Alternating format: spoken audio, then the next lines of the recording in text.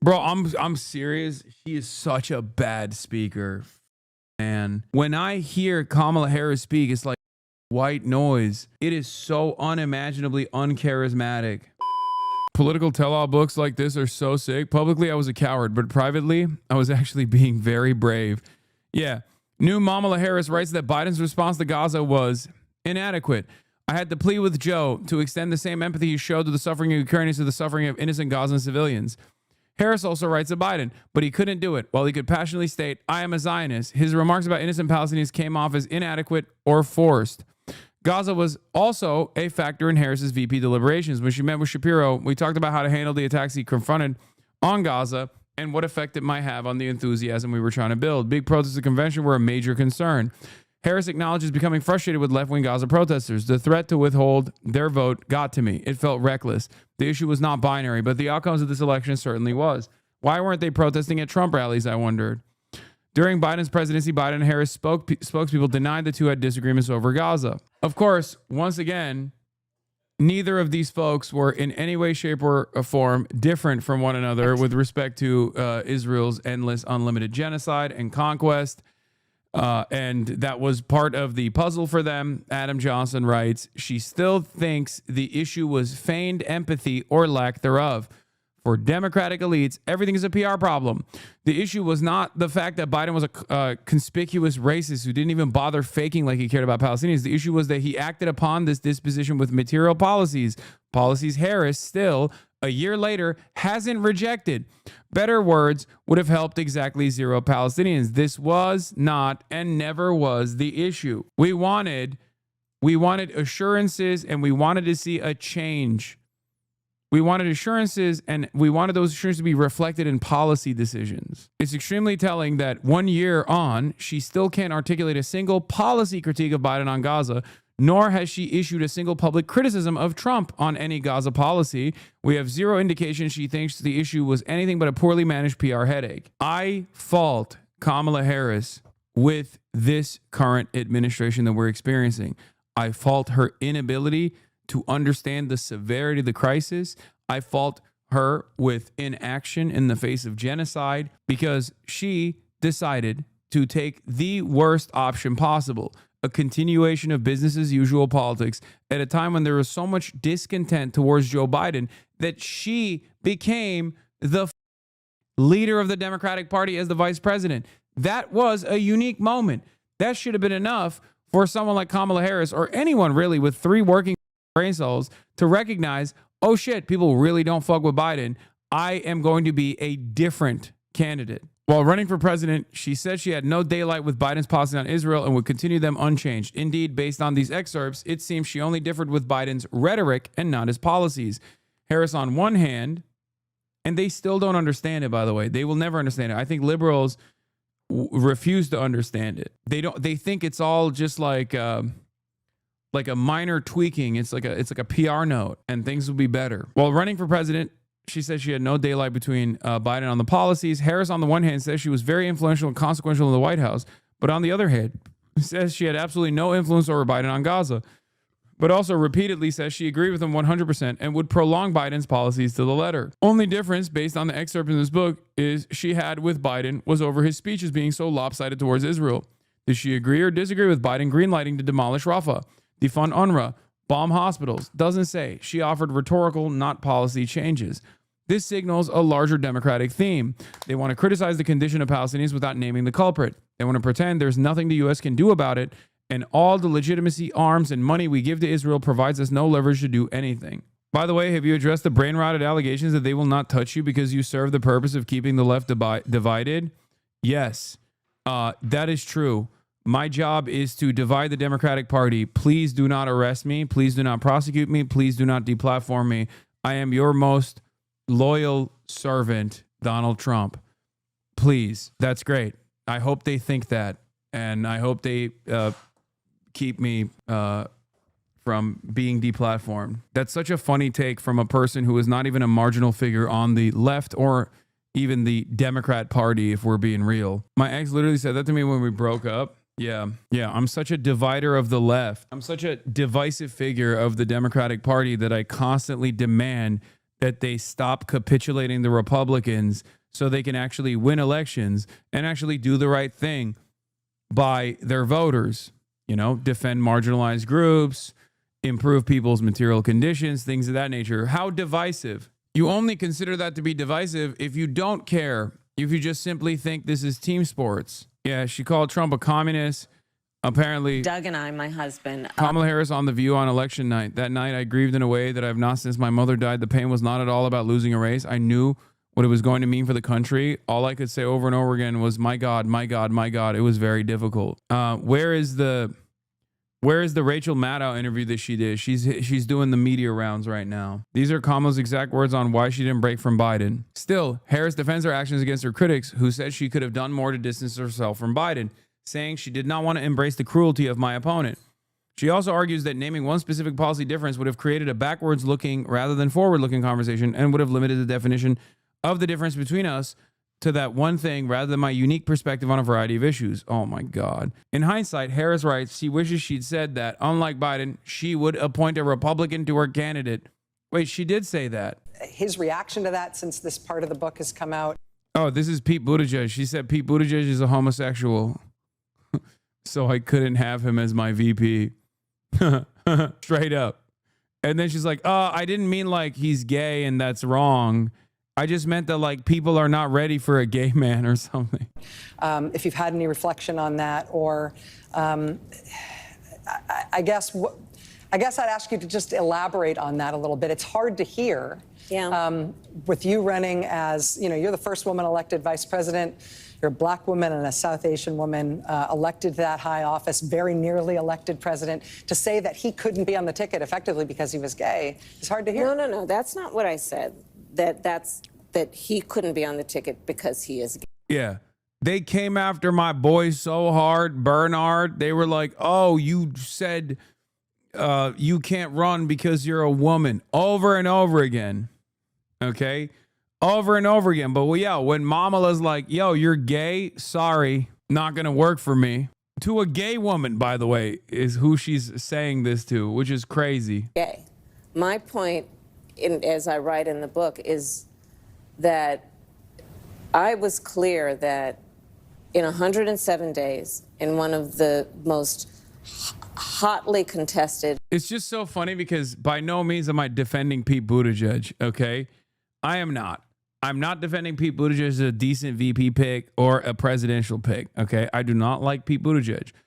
But his sexual identity has nothing to do with that, okay? It's his worldview that I do not like. That is insane. I have time and time again responded to critics who have said Kamala lost because she's a black woman. And there are many black critics of mine who have said this as well, that like America was not ready for a black woman. America hates black people. This is true. America does hate black people 100%. And America hates women, also 100% true. The problem is it doesn't matter. Those are hurdles. Those are setbacks that you can overcome. And the only way to overcome those setbacks is by being an earnest communicator and also having great policies. Kamala Harris did not have great policies, and that's the reason why she ultimately lost. That's it, okay? It isn't to, I would never in a million years say that like a gay person doesn't have a harder time winning the presidency, or a woman has a harder time winning the presidency than a man, or a black person doesn't have a harder time winning the presidency than a white person. This is all true. Okay, but these hurdles are negligible if you have great policies that keep the voting population in mind. That's it. That's it. But if you don't have those things, then yes, you will not be able to eke out a marginal victory. Elections for president of the United States against someone like Donald Trump who knows no floor. Oh yeah, he would have just said Pete Buttigieg is gay, Lamau, and he would have won that way. To be a black woman running for president of the United States, and as a vice presidential running mate, a gay man, with the stakes being so high, it made me very sad, but I also realized it would be a real risk. No matter how, I've been an advocate and an ally of the. Look at Rachel Maddow's face. the LGBT community my entire life, to so say- it to wasn't say the about. It least. wasn't about. Yeah, right. So it wasn't about any prejudice on my part, but That we had such calculation, a though. short. We had such a Yeah. short period of time. Yeah. Time was running out. That's why America was just not ready for a gay man in 107 days. 108 days? Maybe then. Maybe then. None of this matters. None of this matters. But the problem is, Democrats only speak in one language, which is electability. And it's ironic because they're speaking in the language of electability as to why they make certain decisions after they've lost. It's like, maybe you don't know electability. Okay, let's try something different. This is what is so frustrating to me. It's like, well, you're lost. Why are we losing? Why are we listening to a loser? But I was homophobic for a really good reason. No, like the problem here is just, hey, you don't agree with people to just policies or something. But the reality of the matter is she unironically was afraid of Pete Buttigieg because he was gay and was afraid of Josh Shapiro because he was Jewish and also pro-Israel. Okay, that's clear from like the excerpts that I've seen.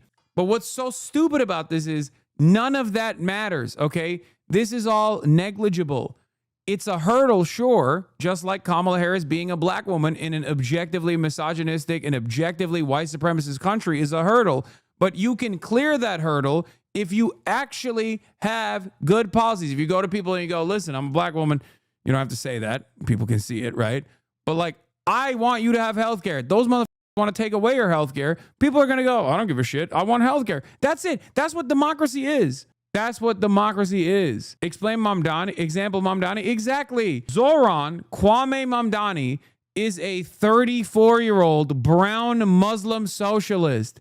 What are we talking about? I'm so glad he won the primary so I could just point to him every single time to be like, really? Just like Barack Hussein Obama won by LeBron numbers. Of course, he convinced a lot of people about how progressive he actually was, but didn't follow through on that at all. But, you know, regardless, turns out presenting yourself as like a progressive that doesn't care about like, partisanship and things of that nature. We're not a blue America. We're not a red America.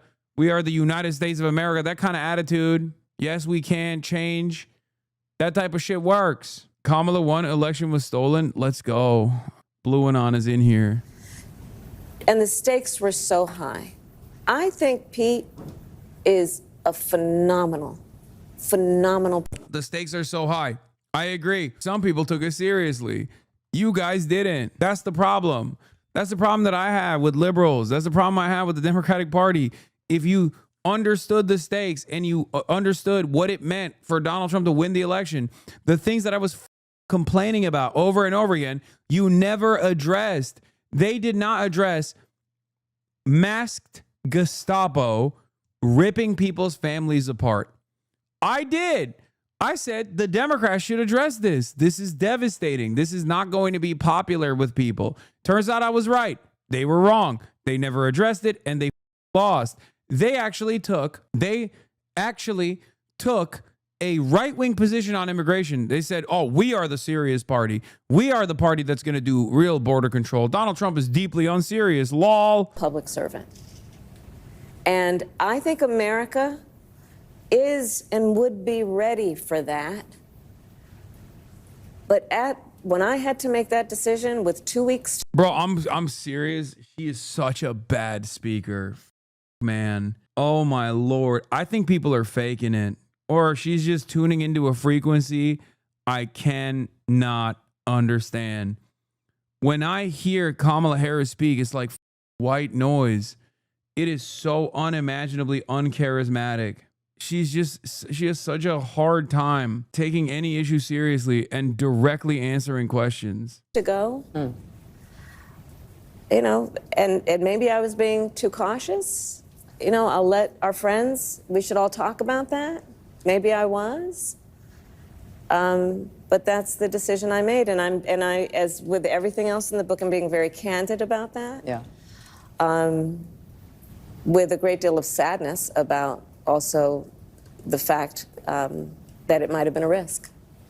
Will you consider Why does she have this much smoke for the left flank? Like, dude, you're not even running for president anymore.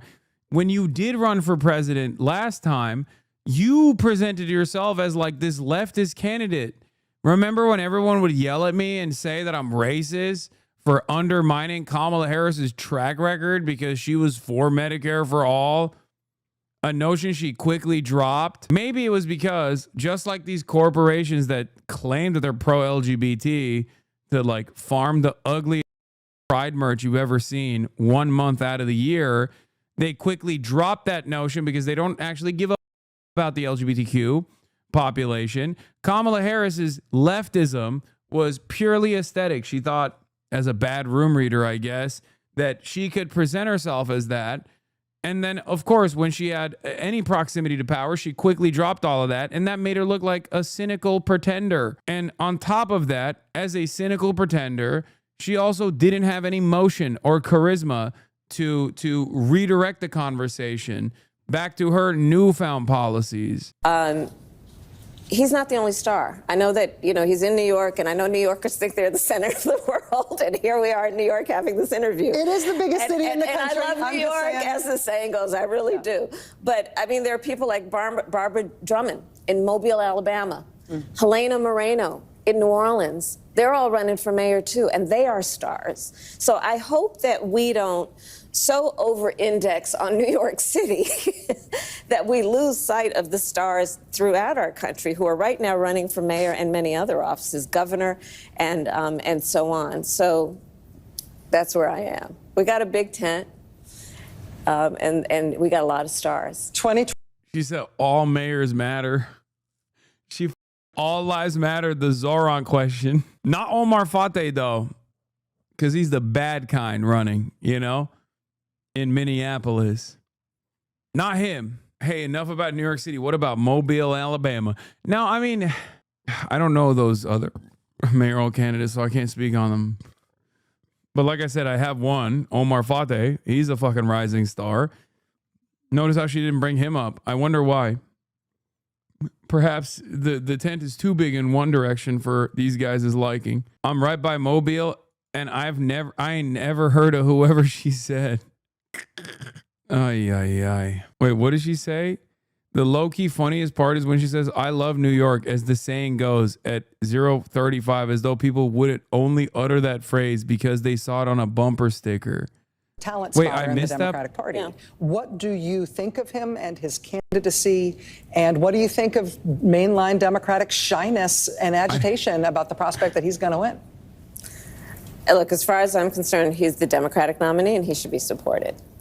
Do you endorse his candidacy? I support the Democrat in the race, sure. But let me just say this. He's not the only star. I know that, he's in New York, and I know New Yorkers think they're the center of the world, and here we are in New York having this interview. It is the biggest city in the country. And I love New York, as the saying goes. I really